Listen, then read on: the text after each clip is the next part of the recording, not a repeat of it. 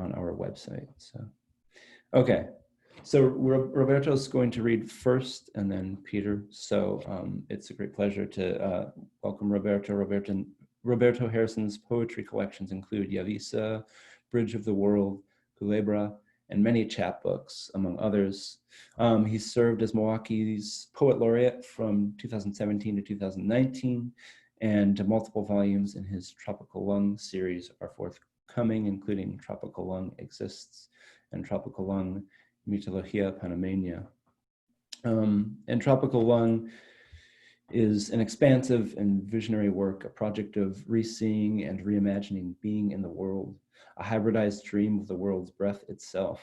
The images presented in the exhibition, like Harrison's writing, offer echoes of form in the roiling sea of color and shape, works which simultaneously inhabit all time, quote, boundaryless and inviolable. This work is part of a 7-volume series of visual and verbal art, an immense, quote, multiplicity of interface that is marked both in image and word by a radical holism, where, quote, every line, every picture, every earth, every turn, every time spiral together, slow-paced and warm.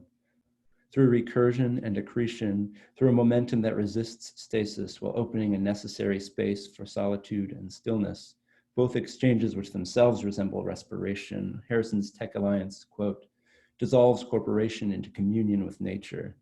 His is a revolutionary vision that is ever at the threshold, ever tracing, quote, an endless line of arrival. It's a great pleasure to welcome Roberto Harrison. Thank you. Thank you, Michael, and everybody at Woodland Pattern for having us. I'll be reading from Tropical Lung, and I want to dedicate my reading tonight to all my friends in the lodge here in Milwaukee and the lodge up in Oneida, with gratitude and love, and for the songs. Native Reversal. What brings me to share that the train fails to compromise the shadows, that the sea will not return my hunting? With the colors of the plants I embrace, the extinguished exceptions, the adorned monuments raised to the ampersand quality of the ground. I was not here to receive or to see the skin-planted origins as I moved through the protections of the starlight, which now abandon my face. I was not won by the music which shatters the morning. I am not the vision that you feel by the mute, as I have contorted my own 2 tongues for the sea. Without hope, I continue to dissolve past my future arrivals to an Indian god, and I return my palm to the horses as they run out of food. The shattering sunrise now projects me to your viewers as the interior messages of my animals continue to vibrate. The opening of my shelter destructions does not return my wounds as I no longer speak again. And once the exception to paradox sings itself out, I will again see China by my first time as a country, and will no longer bridge without you. Drum Dream. Where was my race when the ashes were made and I burned red to be one in black? Now the empty side of the saviors makes me room to breathe in a feathered light. The bow of refuge strengthens the deer of my body, and I sing with Panama as my home in the darkness. Other songs make it to my dreams. The drum pulls the lights together with the revealing names of the rocks. I listen to the fish and hear the guitar lead decay in another long song. The quiet hears my mute bodies as we collapse again with the drum. They know, as I have seen my pages meet them in the circle, as they teach me the songs of survival and the electric escapes. I sing with them past apocalypse to be known by their animas, invisible in the invisible woodland as I migrate through 7 and reside as an ash of the braided earth. absolute as separation. Silence screams, stay quiet in the night, where the weapons refuse the stems of your shadow and dissolve in the past repeated by day and by the head path arrived at with a single foot to speak. But quiet is what the flowers form for the landscape removed from the knife and pulled to escape the sobbing result of the sand. Stay quiet as the loudness escapes the imposing murder sail, as the throbbing tongues line up to the blood, as the noise becomes their attention in the next program. I hate the code.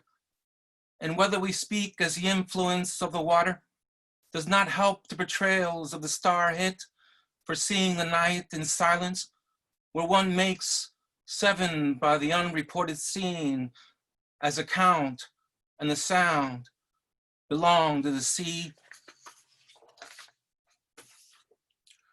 Word pictures. I see live things escape the oceans of my pen as they settle in the dust to cut into the night and heave our safari to the home in the home of the sea. As the insects complete the plans in their attentions, as a simplex of 4 makes a simplex of 14, as 2 7s scar the first 7 to war with the ground.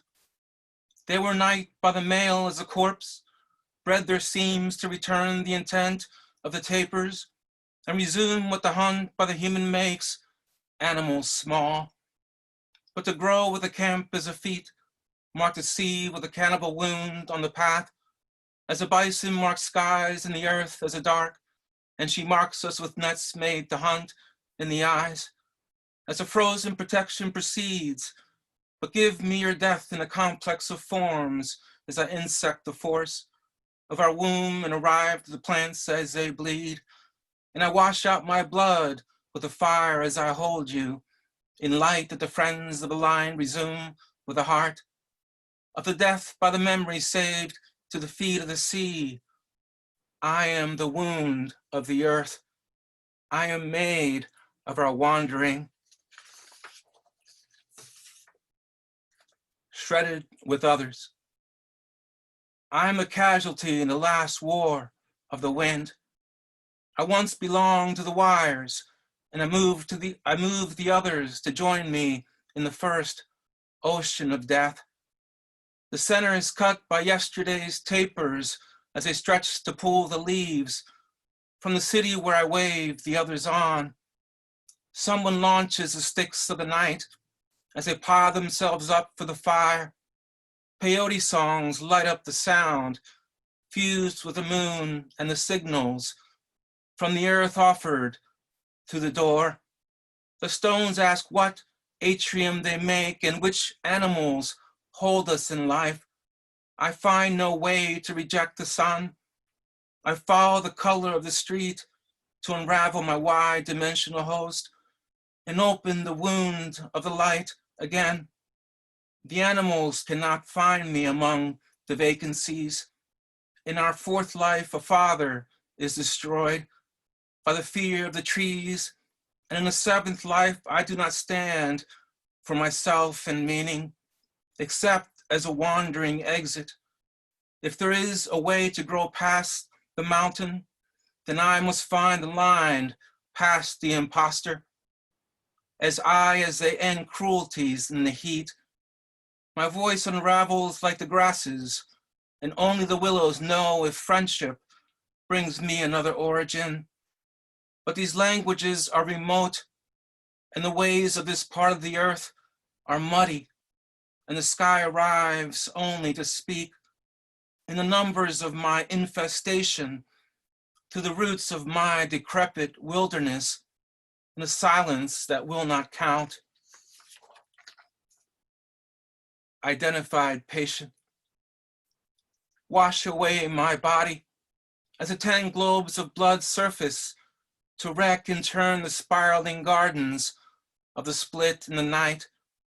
Token countries dissolve through the outdoor labels as a widening conduit of my throat sees them strike. The eyes and the ears walk and rotate past the knots of the 7 atriums, swollen and solid for the force of the planet. Our electrified incisions reverse the flow of the falls, and some send off the motions of the marsh to return the roving keys and solve the penetrant source of the sea with a message by starlight. Horses see that the mounds of life in the fire bring us a wooded part of the tree to carve out a mask with humanoid services and run. Hickory milk. If there were another alignment of flesh by the planet's dissolve for the stellar collapse of a neutral mode of belonging, if there were another response to the agency of my escape to the mud, I am new to the world.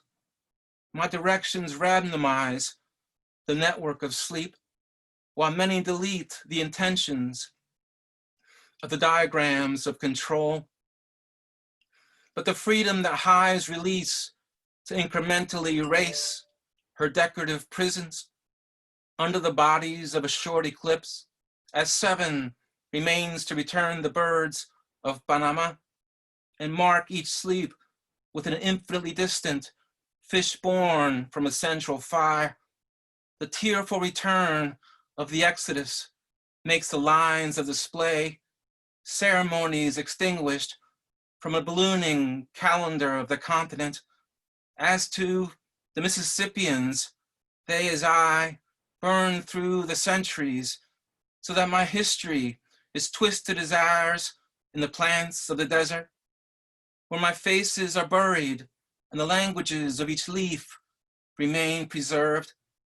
If there is an accident as my ancestor's son disappears, as we arrive to the promising sphere and move to the bucket of the ocean, I do not live then because the ferns are gone, and I do not initialize those languages. But my serpent distress is like a door as we implode to remove the soft impression from the easy betrayals and the numbers of her body. She rises and writes again that the door must not close and that everything begins by being destroyed. Mask of oblivion. Others make patterns that force the air to undo. Each number filled to see a balance of the forest, but the yellow square is filled with the ointment of the shadows. Memories still do not point to the floating origins as catastrophes remove the ice in the fold as they return. I place the encounter by the left expression. Once they remove the battlefield from within the future suns. But here are the forms that we travel to make the inception of starts while pronouncing the ferns as they grow. Within the maps of El Dorado, the rocks consume the links to the silent transportation nights. The climate does not guide their return as the others are, born without material. They also sleep within the captured boat as a moon falls to begin the songs. Rain does not patter for wandering. I, as the hills remove the body from its wakefulness, as each of us consumes the infallible night, and we separate the voice from the sky to remove the exit beyond where we are, the continuation of the earth's matrimony to the crushed corpses and their dear. They speak. ¿Qué me dices aquí? Que no puedo respirar con sus sueños colgados y la frente del cuerpo matado. Estoy detrás con esta lengua destruida mi cara abajo de toda la tierra del mundo. Yo te cuido sin mis vidas así, porque yo te veo sin cuerpo también. With a swollen song of escape, we send the rotations of zero. So I'm gonna end with a slightly longer poem, and it has words and drawings. And what I'll do is I'll read the words, and then I'll show the drawing, and I'll name the drawing, and I'll hold it for 7 seconds. And the piece ends with 3 drawings. On another kind of Indian, as seen by a disconnected sparrow, and as told by a Mississippi snake, through the absence and silence of Panama. I am another kind of Indian for the sun and for the fire. Before I read anything, I speak.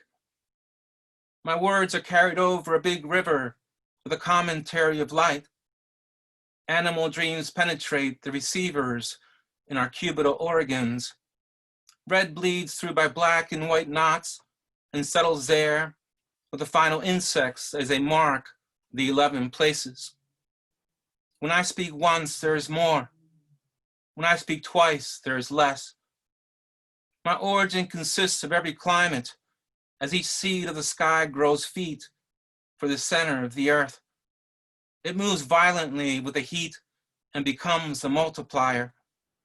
The drum plants my songs for the lake, and my disappearance makes us speak silently with a fire as it swells life into the grandfather stones. I am inside of our feast of becoming the light. As the earth turns inside of each of us, we appear to speak less to the offerings, but we say more with the fire of the sun. I am not one of the songs, but I am 2 of the songs, or 3. And then 4 becomes me with a 7 inside. Voiceless song.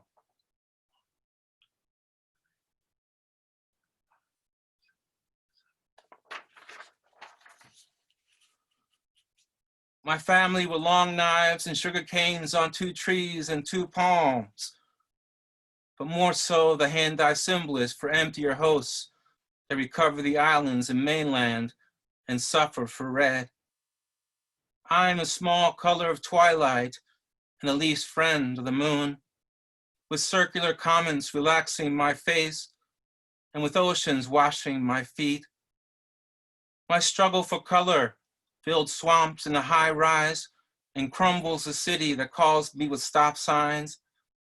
Each of the others were more of a color, but none of them lost what I lost in the cluster. The cluster is welcome to die with a tag as I force my way in through the exit. We become one with the fire and the shade. The tag is a document endless with roots to the lake, but my reading is more like the ancient recovery mask of the woman I see with a packet of dust by my side. The sea calls us there as I welcome the land that devours me. No single line moves towards salvation. I, as they die more than once to recover and strengthen the source through our horses. Abide in the song of the sun.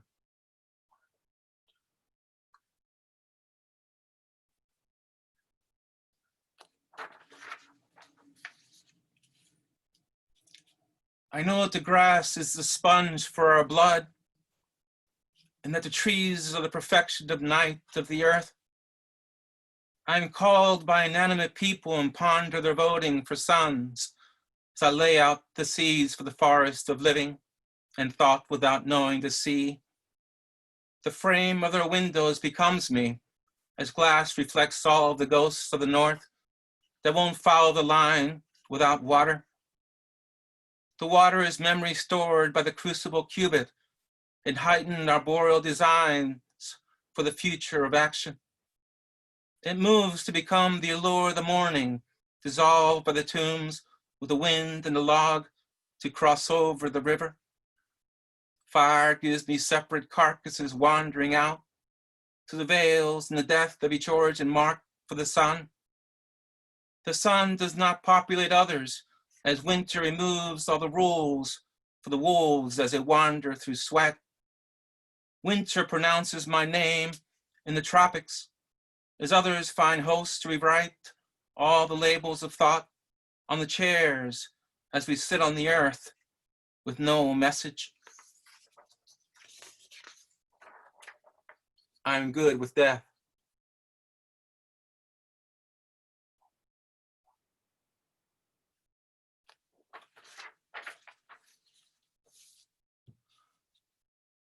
The horses are troubled by snakes in the snowstorm, dissolved by the thatch of a whisper, and trails that move silence to travel through night. The stars have the keys for interior treasures, as stories with scriptures of long ago distant recovery capture the wind of the morning for wandering fire. 5 heads on one body feed for dark matter. Solids as liquids and liquids as solids return to the snow. Many fall out with the surf as a person with wind and the breath of the sun moves up in the wake. They walk to the sea with the origin changing the flows. Without people, the meat gets unsteady and prattles for winter, deciding who's lost and who's night. But meat has no service to die, and the service it does have requires every morning to speak. And wandering out of the circle makes us collect with the forces that ink does not see. Even in spring, when the elk go around, and the writing and drawing collects every forest, to spur on the tracks and decide what the morning will speak. Even when someone improves with a song as they sleep, and anoints all the others with smoke, even then the alarming and slow are my trails to the end. I run with the earth, and we meet with the gourds of our pattern, philosophy prayers as we send out the skeletal cages and meet.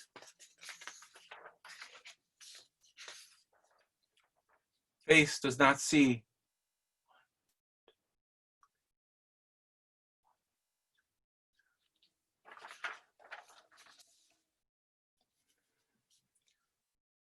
With the earth I am flowing with horses and stopping with mud on the river that washes my heart to belong to the songs and the beat of our heart in our stark, non-computable worlds. I, as they find as a tech in my mind, what the neutral engagement with dust marks the birds to return, and the paths on my night for the twilight of purity falling for death. Our memories cut into sacred intentions and force every function to fail under promises left to the sun. As the sweat puts together interior insight to bring back the ground. Every link then increases the fire as a magnet collects for the sea. My ghosts start to play of the red and the black, put together to be with a focus of cognitive vacancy maps. Each place that we meet for the drum with my version of singing becomes like the salt of the ocean, far under the ground. The songlight repeats, it restarts the alignments of climates to stop the allures of deception and mark us with links for the real. I magnify mental escapes as the season becomes what the separate angle relates to the dust and the flesh on the ground. My attachment to worlds as a separate me, as a sea, into messages left to the night. As the wolves become one, I as they run to be tech before zero it moves. But already the tech has a floor to replace with the night. As the day comes undone and our fires are returned to be morning, our ghosts become more than the sun as star nations return. The eagles have carried us here to belong as a buffalo brings us the turns of the earth. For the moons of the sky to be one with the sun and alone with a split put together in water for light.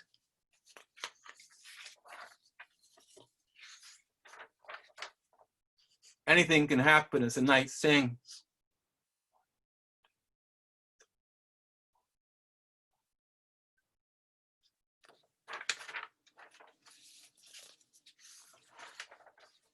speak with your eyes.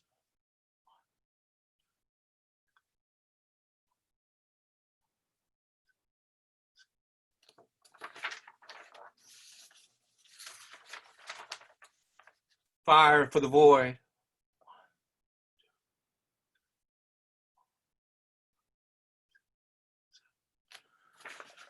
Thank you.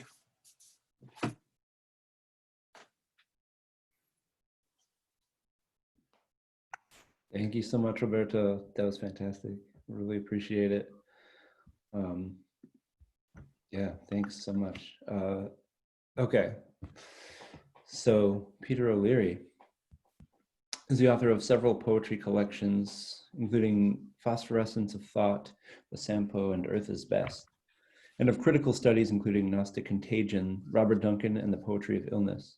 As Ronald Johnson's literary executor, he has edited several volumes of Johnson's poetry and has also edited Is Music, selected poems by John Taggart.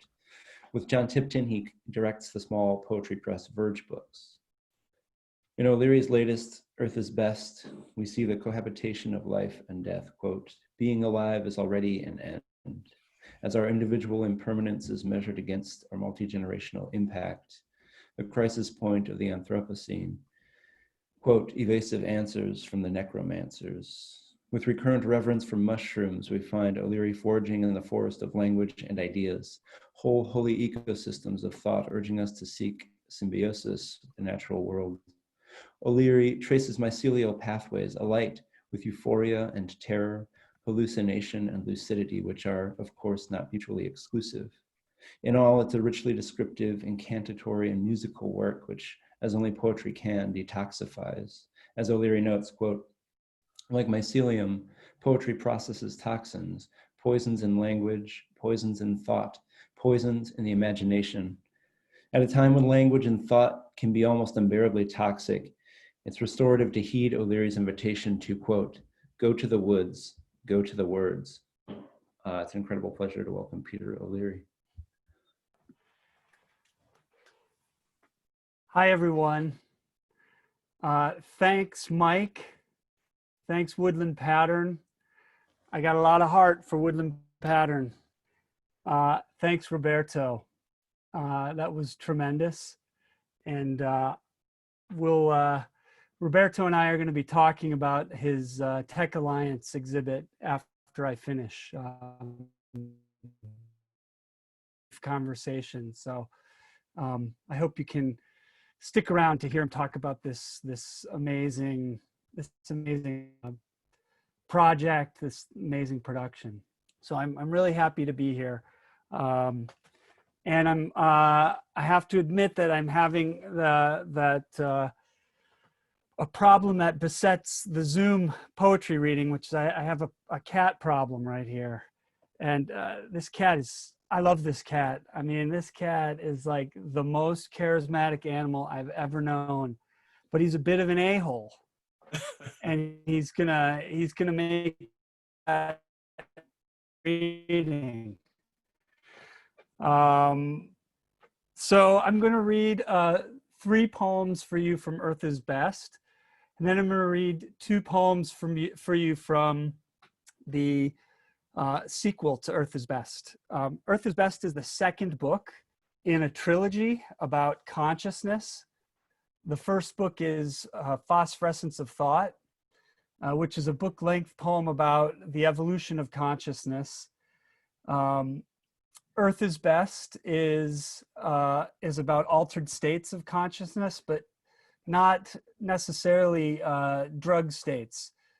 Sorry, Roberto. Oh, that was just a joke, dog. I just no, it's especially about what happens in a state of foraging, specifically foraging for edible mushrooms. When you forage, you enter into this anterior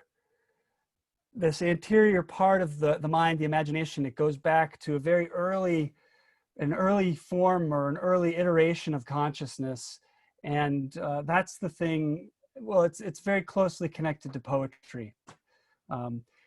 The follow-up to Earth is Best is another book-length poem. I prefer the pocket epic. That's my medium of choice. It's like the double LP. I feel like I would have put out a lot of double LPs if I were a band in the 70s. So this book, it's called The Hidden Eyes of Things, and it explores the unconscious through the discipline of astrology. So I'll be reading some astrologically inflected work towards the end. So let me begin. This is the opening poem of Earth is Best. It's called First Amanita Ode, and it takes place in the Upper Peninsula of Michigan at Pictured Rocks National Lake Shore. First Amanita Ode. Earth is best. While Assyrian fire colors day and night is silvery white, the radiance divinity intensifies in the tawny speckled head, crowning from the duff of white pines and birch trees flocked under steaming slants of antevernal sun. Superior detonations sound under lapis wind-tossed flashes. In ancient times, a lordly wealth of amanitas, bellowing with power in north country orange, vesture of grand occasion, Himalayan priests intoned, true nature shining through. Even in the closing season, a freakish looter to the fruits. Numitive semioclasm, exploding waves in limestone, bright choir of illuminating sunlight, shadow dreaming men, metamorphoses of vital gloom, excrescent mushrooms body forth as form hundreds of fly agarics in a Michigan pine woods. Move forward. What stirred? Move backward. The all ceaseless pauses, woven repletion of the scene, the pattern a clarion, a sound and a call unanswered except invocation. Creation is the task energy in darkness undertakes, where lurks an anti-solar sun, the onset of whose odor signals Earth's unseen reticulations, unspooling into an ever-present antiquarian, loam's rich, undying gloom. There's a little pun in that. Well, there's a couple, but one of them is superior detonations. Obviously, we're on Lake Superior. Just saying, it is an aptly named Great Lake. Yeah, it's higher than the others. It's also kind of better. I say that as a lifelong Great Lakes person. You gotta love Lake Superior. This is the fourth Amanita Ode. It's subtitled Systems of...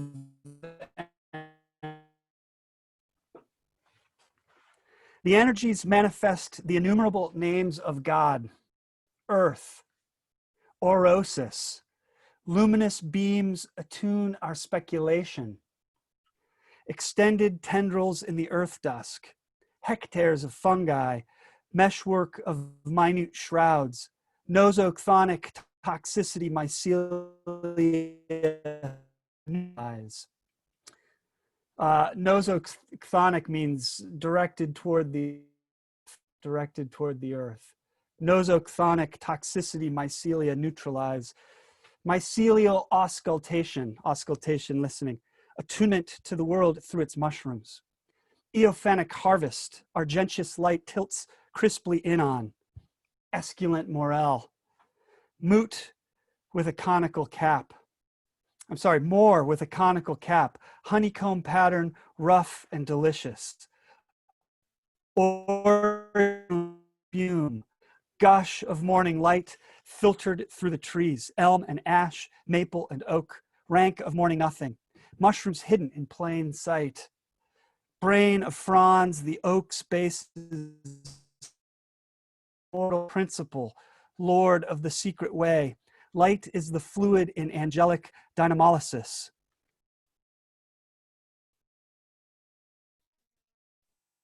Exelm, crushed in earth's shadow, It's dusk, undulations. In the distance, then suddenly near, the alpine warbler sounds its bracing call. Vocation is everywhere. Communion is the volition of every living form.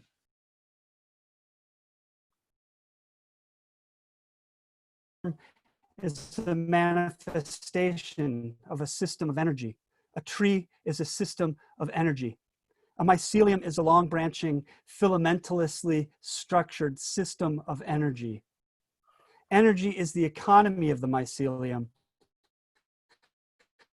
Some living forms hidden in the thoroughgoing ecology, beech and ash and oak, in the mosquitoes whining in the slowly warming morning, shadows the lemon yellow prothonotary bursts from, into the slash of sunlight the river surface ripples into.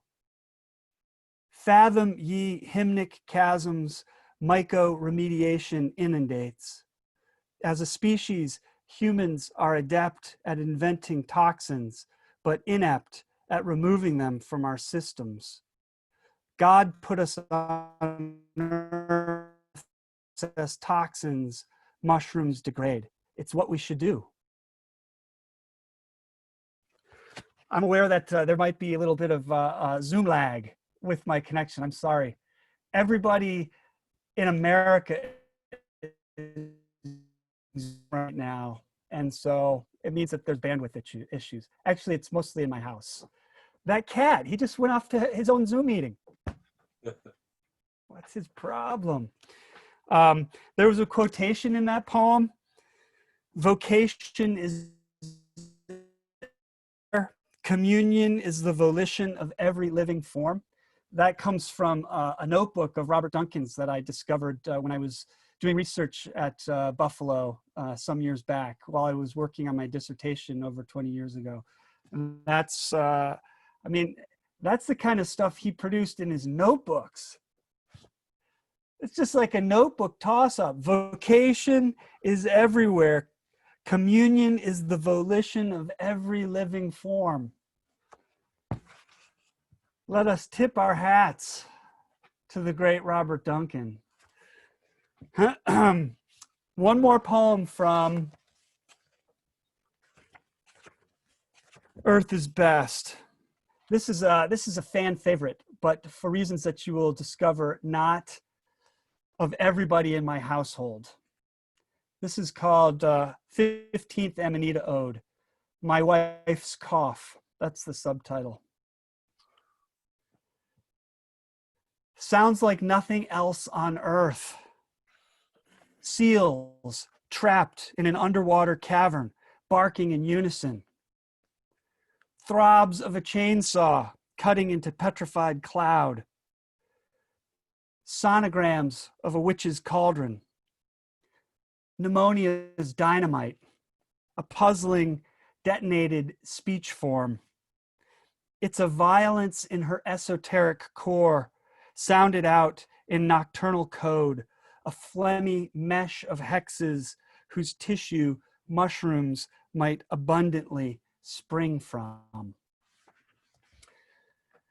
It's true. That's what her cough sounds like. My wife's cough, that is. So I'm going to read for you two poems from the Hidden Eyes of Things. One is short and the other is a bit longer. So I'll start with the shorter one, which is called An Argument. It's subtitled Milton, 2016. The arch-chimic sun. Its vectorial fires a serpent thickens in, whose salamandrine choir hisses like fat.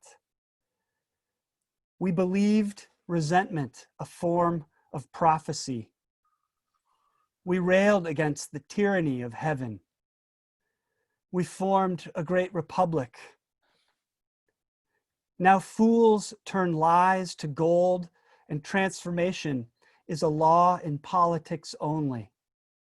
Satan sheds his rind of scales, his new skin a glister like oiled seeds. They should destroy us now. With daggers hacked from the broken limbs of the tree of life, the ones we burn for fuel. Or better yet, its unsung fruit whose bitter pit we'd choke on like a philosopher's stone. That's what starts the big astrology poem. Uh-oh. I'm going to read to you a poem called The Strokes of the Moon. So this astrology poem climbs up through the spheres of the 7 Ptolemaic planets. These are the planets as Ptolemy and other ancients described them. Planets simply meaning wandering star. So those planets are the moon, Mercury, Venus, and then the sun, followed by Mars, then Jupiter, then Saturn. Of course, the ancients weren't able to see the outer gas giants or Pluto. Modern astrologers continue to use Pluto in their their calculations, in their horoscopes. So my poem includes Pluto as well, little old Pluto. And the parts appear in that order. So the moon part, the moon section, the ancients believed that all of the planets, all the way up through Milton, in fact, I mean, Milton talks about this in Paradise Lost, that they're locked in these transparent, these hard transparent spheres, each planet, and they rotate. And they believe that the spheres got increasingly larger, and then outside of Saturn, you had the fixed stars, the primum mobile, and then you had the Empyrean.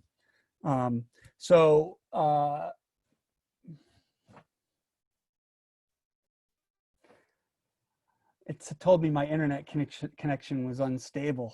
That's not the only thing unstable. So this is the moon, and the moon is the closest to Earth, so its influence is very powerful. We live, in fact, in the sublunary world, according to this cosmology. We live under the moon, and so the moon's influence is really powerful. And according to ancient astrology, it's often connected to the mother. That is, your moon sign and your natal horoscope says something about your emotional life and your mother. For those who know anything about astrology, I'll let you know, and this information is alluded to in the poem. My moon is in the 4th house in Aries, okay? Buttercup, just in case he's getting ready. Strokes of the moon. Shining fog, loose and purling. Can you feel the scene? It's your soul, total, growing strange tusks. The sulfurous sun is underneath the earth. The opaque globe of the moon, the curving shoulders of the Virgin, clouded with storms. Where is your daimonic core? Nature's cryptic physics, psychic depths unbind. You are not intelligent, but divinity in you is. An unthundering smoke fills into itself, drawn across your field of vision, eerie with silver moonlight. Beyond, you know how stars are born and how they die. Beyond, the stars obey the dark law of the moon outshines that your heart picks up every ricocheting echo of. Light tapping out every pulse of moonlit time. River of silver, flow. River of argentious electricity, rush and flow. Restless, peaceless influx, flow. River of soul that pours into the reservoir of your depths, paroxysmal and mesmeric, push on. River of shining life, river of dark fate, daimonic, dynamic river of moonlight, sound to the soul the powers of life, the unsettled anguishes of life. The moon is not dead, but only sleepeth. Of all causes, the remotest are stars, the nearest, the insane maternal moon. Bright moon, white moon, radiant as an elf and as strange. Shining moon, garmented in feathers, silver aura of wings. Lore's daughters and time's ward sing her song. Up heaven's encircling sheen of silk, elven bale out fires as earth's umbering temperatures smolder. Who says the absence of a witch invalidates his spell? Air's blazeless lift beams coronal gold, elf shine pearls, whose sparks light her shape when she rises up from the brim of the stream, her bathstead in a broth of dusk, where she tenses the reins of the horses of night. Deep-maned horses speeding forward, twilight's shadow set on fire. Smoke of silver coloring another world. Bright moon, silver moon, radiant as an elf and as strange. Do you hear me calling in the night? Moon in the sky with unusual wings? Wilderness silver and underworld smoke flash through the twilight in tattered enamel. Elf shine and menace. Moon fruit and spectacle. You sense order in things in all sorts of places. Is this the form that makes the universe like God? Arcing stars, liquid night, geysering moon, its aura of horror. Geysering moon, its sterling jets. Geysering moon, its frost of chrome, burning mid-heaven's ensuing night. The Saturnine chronocrater suffuses with woe. Historical, world historical, judgmental woe. The moon's initial condition of moisture, the moon's eventual densifying plasma, the moon's atmospheric fire fog, the cadre of angels overseeing the old moon's phase of life. Can spells pull down the moon from the heavens? Stellatum in the moon's diadem, the moon's daimonic lymph. What is the hue of the moon in the elements? The feline sun must be purring as it combusts. The moon's silver lunation slips like a sylph through the night. The moon's silver frost, the baleful moon dew used by the witches of Thessaly. The moon's blue shining of the sky's starry gates. Great, frightening nocturnal columns of the moon's illumination. A newborn ruminant's life of the moon capering on the feeling of a rocky upslope. The sun created in a single blessedness, the moon in the cohering onslaught of an afterthought, the moon's calligraphy of revelation, the moon's mare imbrium, vast and smooth and flooded with antique lava, the moon's unusual historical residues, Artemis enclouded by lascivious quails, the moon's diffusion of the invisible, of the visible and the invisible, the moon's centripetal, the moon's syringing tidal resonance, the moon's annual tidal bore, the moon's riverine wall, the moon's gestating spring tides, its unconscious neap tides. It just told me I was unstable again. The moon's phlegmatic selenoscope. A selenoscope is a device you use to look at the moon. The moon's phlegmatic selenoscope. The moon cluttered with filth and wild beasts. Rising in front of you, a great circle, but entirely black, as it were a tar compounded with silver. Revealed in agony, declarer of magic, who is the magus of the moon? Someone who is writing the trilogies clearly. Colored photisms of the visionary ascent. Will you climb the ladder into the middle realm of silvers? Light of speech, light of hearing, supersensory light of the selenodonts, feeling the darkness with the ridges of their molars. What are the lunating species they prey on? Selenodonts are mythical beasts of the moon. Means like moon teeth. Selenodonts. Circle of the tarry darkness. Circle of the vital pneuma. Alphabet engendered by the heaven of the moon. Alphabetic lunar phases, including 2 pauses, 2 silences. The hour is upon you. The moon has been cloven.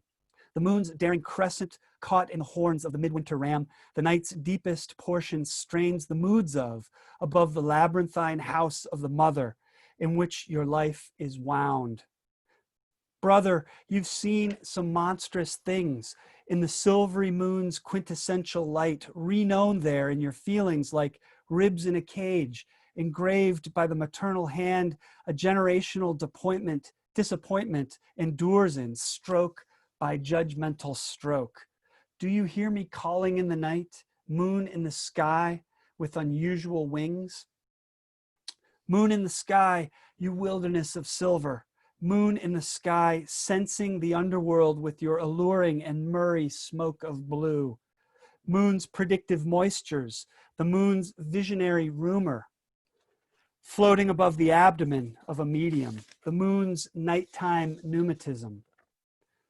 A torpid lunar drowse comes over you, moist as moonlight, mild and reminiscent of your mother, the mansion in whose fourth house your incarnating soul entered the physical realm. The whole experience preceding birth, a torrent of hidden things, the hearth of life, and earths and kith and ancient kin, in a dream Ptolemy smoothed into radiant spheres. Of all causes, the remotest are stars. You wander alone in the magnificent emptiness of the silver lunar mansion, the daughters of night sprinkle with white sulfur, arcanist substance. Beautiful, bountiful nurse of the dew, sap of the water of life, philosophical ichor. What are your memories of sickness and health? A morphine of sleep interrupts them. Have you ever dreamt of a moon plant, a mandrake, of fungus and of lethal design? A feminine conjunction would show forth the dipper, its 7 stars like Ptolemy's dreams. Your dream of the moon is a dream of your mother, and you are a wind she carried in her belly, a silver she warmed into sulfuric cream. If you do me no hurt, O moon, clothed with your blackness, the matrimonial wrangle, the eclipse of the sun-fed lion, eternal, ethereal, ephemeral, sublunar world we drowse in, a lower world, perishable realm, loveliness of the new moon unveiling her dark side, far-finding eye of the mediatrix, partaker of earth's sufferings and its daimonic darkness as well. Bitch of the moon. From a distance, you are entrusted with building a summertime temple for your mother. She is lying there. You can see her, absorbing the northern sunlight slowly in the languorous daylight of the lengthening hours, curing her skin to a nut brown color, lying there in the park on a lawn chair, on the grass, next to a picnic table, the lake puddling out from behind her, while you and your brothers and your cousin and all of your friends stream through the park to the pool. What else is there to do in July? There she remains through the day in the sun, reading and chatting the sun's hierogamous supplement. But it's the hollowness, the absorptive passive principle of the moonlight that nourishes you. Not the sun's life-giving radiance, but the moon's transient reflectiveness. You're aware even then of her sorrow, the simplex of never having been sufficiently loved by her own mother, a matter she will always overcompensate for by loving you into these complex entanglements, the very mesh from which you will build this illustrious temple, and whose design you can never entirely contemplate, not even now, after all these years. Like the moon's own magnificent desolation, or Titan's encompassing atmosphere dense with blue methane. Mortification and understanding, these twist in your imagination like great tethering braids. But she's a survivor after all, despite the weak valence of the love she received, pulling whatever force she owns into the colossal tides of her mothering, exopathic and deep source of all your dreams. You are aware at last of all the energy your father absorbed from her, how demanding his needs, how evaporative his actions. A man for whom joy has been a hardship, despite his worldly successes, despite his fortune in having her there. So where does it come from? All the goodness you feel. From the moon, funneling into you its extraordinary zodiacal light of silver and ire. Coda. The dragon, the serpent, the scorpion, the toad, the basilisk, the lion, the bear, the wolf, the dog, the eagle, the raven, the fox and the junco, the alchemical novolunium, and the souls streaming from on high down into the lower realms. The stone flattened by time's watery action, the stone in your hand and the stone on the book, the stone on your tongue and the stone in your throat, the folds of your tonsils shape from sulfurous ash into the horns of the moon. Thank you.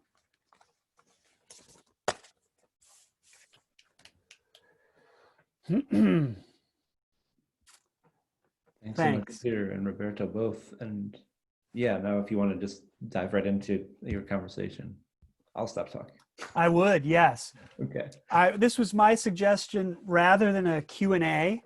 I felt like I really just wanted to talk to Roberto about, and with all of you being able to listen to the experience of these incredible Tech Alliance drawings that Roberto was making. And I want to put them into, I want to put it into context, at least in terms of how I experience them personally, which is true, I think, for certainly a few others of you that I see. And I want to state how happy I am to see all of you. I love, like Zoom, you know, whatever, but I love the Brady Bunch tile element. Like right now I'm clicking through and I'm looking at all of you. A lot of you guys are on, you know, you're behind the screen of your Zoom identity. I love to see your faces there. It's really, it makes me glad. There's Brenda. So, so when the pandemic started, Roberto committed himself to, he just started to produce one of these texts coming from, it's, as he explains, it's a power word drawn from this Tecumseh Republic that he's been envisioning. It's this kind of, and he'll correct me if I'm wrong, it's this transcontinental, I think of it as a spine going from the Mississippi down through Central America all the way down to Panama. It's this kind of continuum, and he's envisioning all of these citizens of this this tech republic or this tech alliance, and Roberto is incredibly skilled, as we saw with the drawings he was showing us, with these abstractions, and they have these vivid titles. But I would receive on my phone every day, really every morning, for months, a new tech. And they were incredible. They were abstract and beautiful. And it only dawned on me after about maybe 3 or 4 weeks that they were portraits, that all of these are actually, they're actually like classic portraits.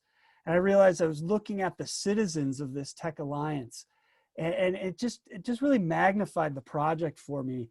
And I have to say that it created this through line through the early and very tenuous and often frightening part of the pandemic that made it tolerable and bearable. It was just a beautiful thing.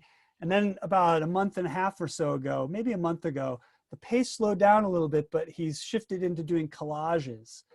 And you know, I just want to acknowledge how tremendous these are, how open they are, because they invite me to look at them in a way that is not exclusive. It's not trying it's not trying to create a society that I can't be a part of.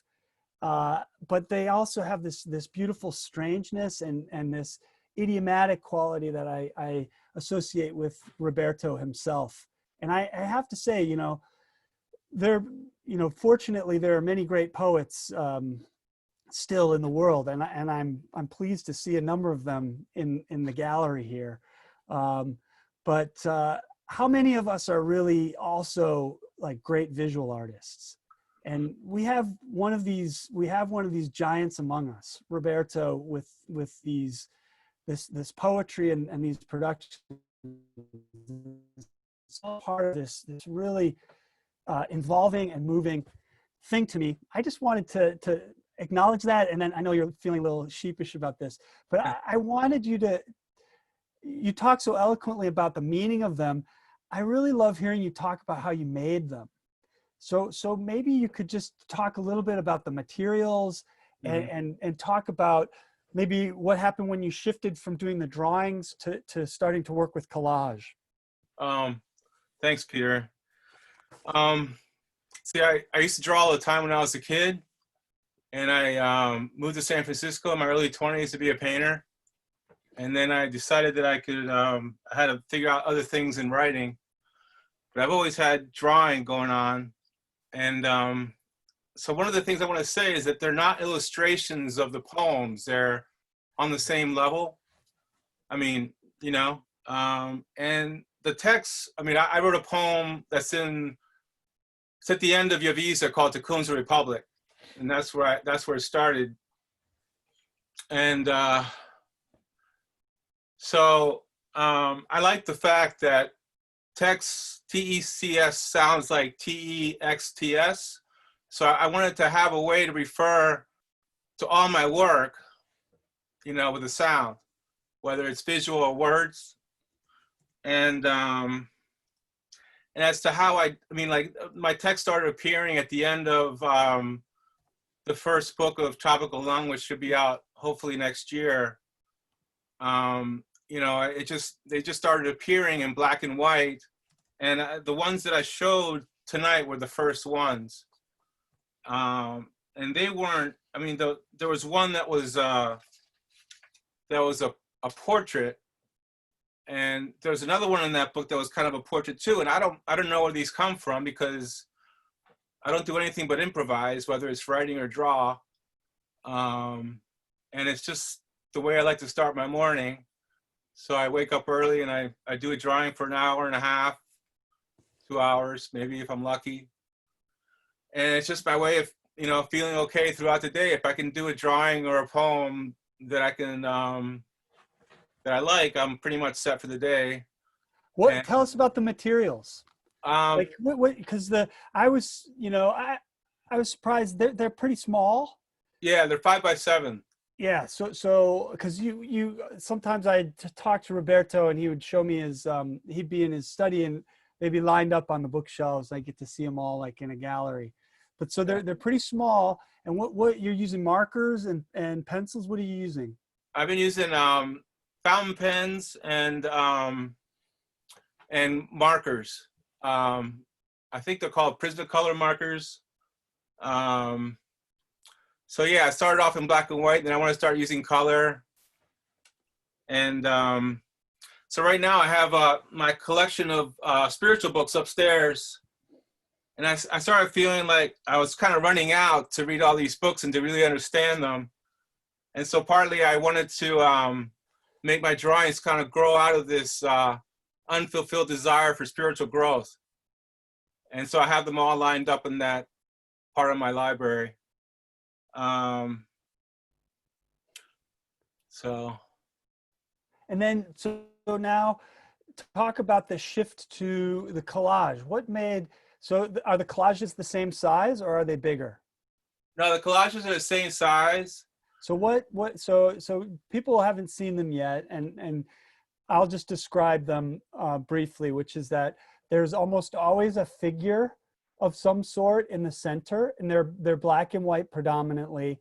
And then there's a lot of text that moves up alongside the right and the left, and then up toward the top. And there's some intermixture of language and various indications, like they have a kind of vectorial quality as well. Uh-oh, he's getting up. Wait. There he goes. So I've had this book for a long time. It's called Mitología Panameña. And I got it from my uncle in Panama, and I saw it on his shelf like 10 years ago, 15 years ago, when Brenda and I were down there. And I really wanted this book because I'm always looking for stuff from Panama. And it's like 500 pages. And I've been thinking for a long time that I wanted to take this book and make it my own. Mm-hmm. And I was going to try to do the whole book, but I mean, I'm trying to take shortcuts a little bit. No And shortcuts. No shortcuts. Yeah, I mean, William Blake, he said no shortcuts in art, Roberto. Okay. So, yeah, I mean, it's about Panama. I wanted to it's the collages are what I'm trying to do with Panama. That's where I'm from. Yeah. And so what's been striking me is the interrelation in those between the textual elements, and then they're still functioning similar to portraits, but maybe they're more like mandalas, or even they have a kind of talismanic quality to them. Like they feel like they feel very personal, but they're magical. I don't know. I mean, it's just I do know. I just said they are. Okay. So yeah, so I remember asking around in Panama, asking people about Mitología Panameña. Everybody said doesn't exist. So I'm trying to make it exist. See, that's great. I love that. And so I don't know. I mean, there's music in there. There's the music that I've found. Me and Brenda went down there, I don't know, 15 years ago, and I found a bunch of music. And just trying to recover where I'm from and put it together. And there's a lot of books that I'm including. Like I have Blanchot in there. Mm-hmm. I have different poems in there. Hannah Wiener's in there. Clark Coolidge. Glissant is in there. And so I'm trying to compact it. Because I'm trying to. I mean, it's all kind of I think each collage is kind of a project plan. Mm-hmm. So so it's more like just a sketch of what I want to do in the future. That little book, and that little book is going to have on another kind of Indian to start with. One that I read tonight at the end. So right, and Tropical Lung, it looks like it's also going to include a section of the collages, correct? Well, Tropical Lung Mitología Panameña is on another kind of Indian, and 30 collages like this. And so that's gonna. So I wanna. That's my life. That's the rest of my life project. Tropical Lung. I want to make 7 volumes. So right now I have 2 volumes I think coming out. Maybe potentially if I want to get 60 more drawings done, and then I'll have a 3rd volume. And then I can work on mobility and passwords. I want that to be something different.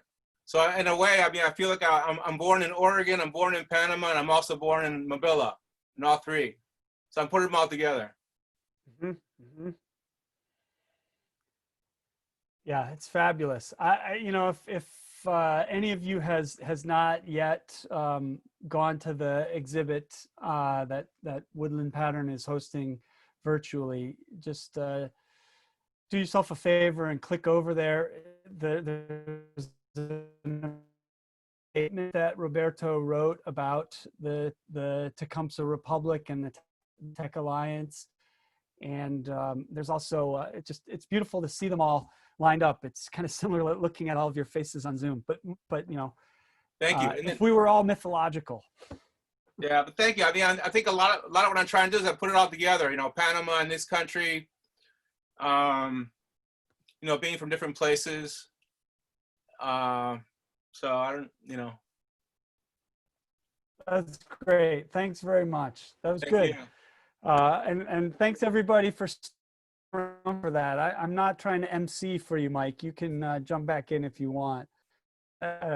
I realize we've been on air for a while now, and you're doing great. Close it out. Thank you so much. That was great. I'm glad that you did that. I really appreciate it. And I appreciate you both. Those readings were phenomenal. And yes, please visit the exhibition. That work is just so incredible. And I thank Roberto for allowing us to share that. Well, one thing I want to say too, actually, about the face. I mean, like, I'm very interested in the face, especially now. And I started being interested in the face because everything's mediated by the screen. And I started talking about in Yavisa about Saloma, which is like a hyperfacial practice that people do in Panama.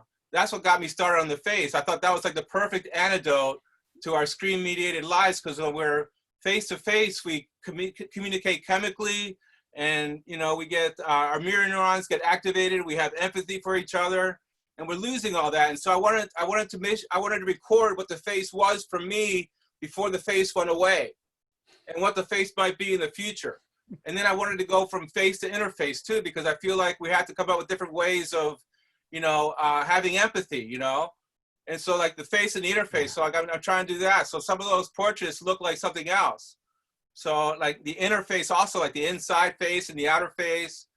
And like, I mean, I think the face is changing a lot right now. I mean, you know, and I wanted to start before all that went away, and then kind of continue to some future way of relating, you know? Yeah. So anyway. Yeah, that's great. And I just also love Brenda's comment. Thanks. You should have seen our upstairs kitchen floor. Scraps of paper everywhere. Excellent. That's great. Okay, thank you all so much again, Peter and Roberto, and to all of you for being here. This has been wonderful. Yeah, thank you. And hope you'll come see us again, future events. And all right, have a good night.